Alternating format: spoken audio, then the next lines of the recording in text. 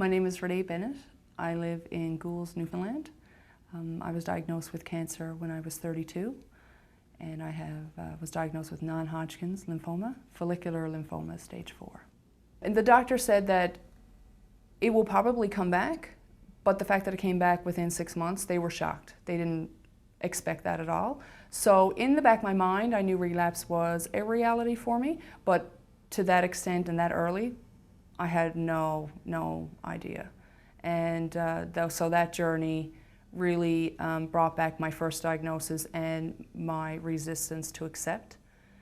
It was all piled on emotionally in my relapse.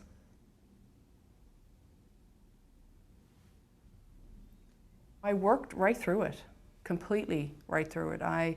The only time I had off was just over 3 weeks, because when, in hindsight, I look back thinking, I'm strong, I can get through anything, and I'm not going to let this take over my life. So I continued to work because that was normal for me, and not a good idea.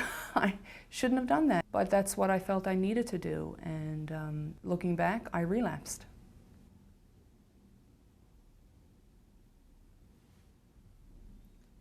When I relapsed, that was worse for me, because then I limited who I told. I did. And then word of mouth went, Renee is not well, she relapsed. I know those are the conversations that went on, but I took control of my first, and I told a lot of people. But my second, I didn't. I just told the immediate, and then let everybody else do the work. Because the emotional, accepting of my first diagnosis was coming on me. The fact that I've relapsed was coming on me. And how am I going to get the strength now? I got the strength in my first diagnosis, and I managed to pull through that. But where am I going to get the strength now? That's kind of the question I asked myself for a long time. How am I possibly going to dig down now? Is there anything left? So limiting who I told and what was going on with me was a little control, since everything else was taken.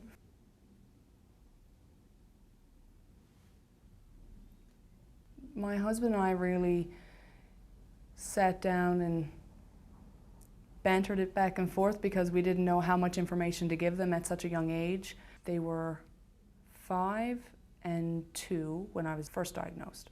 We just said that Mommy was sick. Mommy wasn't feeling well, and Mommy had to take medicine. And at that age, it was okay, They would rub my hair, and they would play with Mommy's feet, and it's okay, Mommy. And such innocence that, you take care of your kids, and in turn, when you are not well, when I was on that path, they gave me back all the love that we have given them. So on that respect, it was okay. I never said in the first and second diagnosis and relapse that Mommy had cancer. But Grace had a friend in her class whose mom had cancer. And so there was a connection. So telling her that Mommy and your friend's mom were sick and we need special medicine, it was kind of like baby steps with her. Again, Ryan was too young to really understand, but she knows that Mommy had cancer now, and so does Ryan. And we've done events that allows them to know why we were doing the events, because Mommy had cancer, and accepting that, but concerned in their way that if Mommy is going to get sick again, like I know that that's in the back of her head, more so for Grace, So we just felt that by telling them bit by bit, for us, that worked.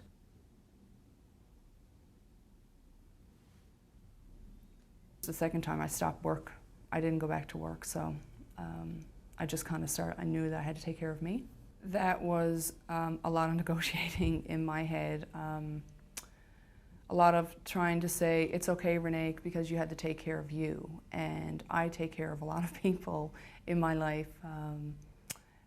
My kids, of course, my marriage, family. I do a lot of that, but when you have to focus on yourself, it's a whole different story.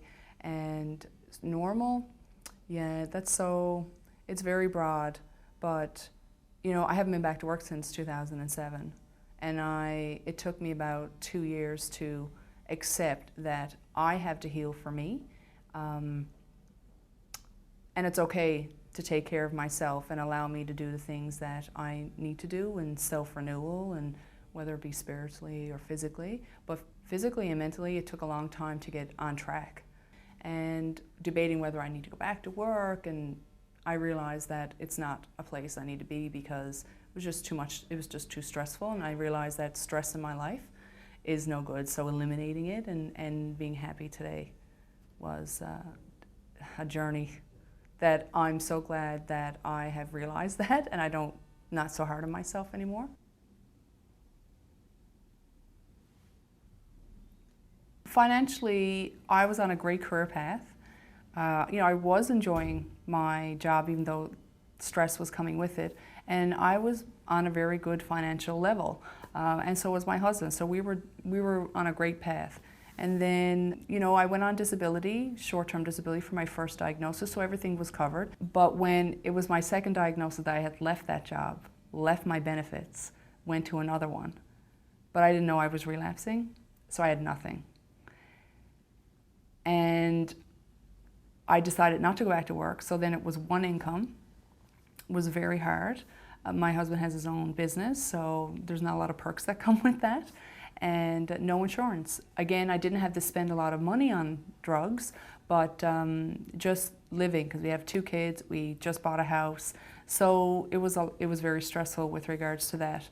Now I am on disability right now, so that is helping, and my husband, of course, I mean, he's doing better in his work, but it was tough. I really didn't know how we were going to pull through, but you know, it's about being positive, it's about moving forward and finding things what works and what doesn't work, and so that, you know, we had our struggles but came out on top.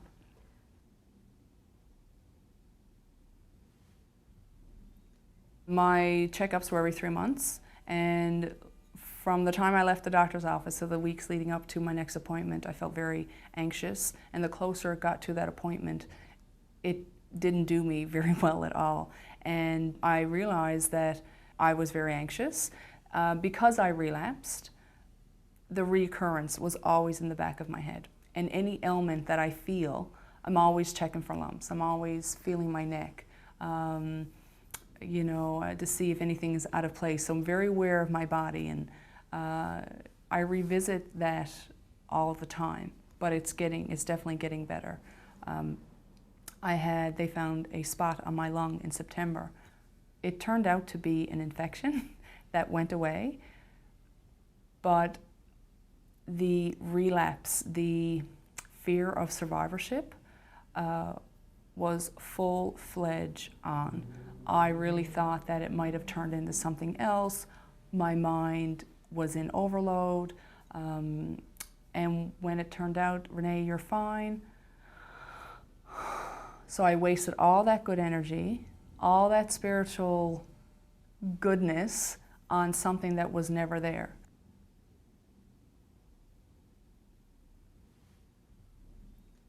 I think connecting with those who are going through the exact same thing was the best path for me.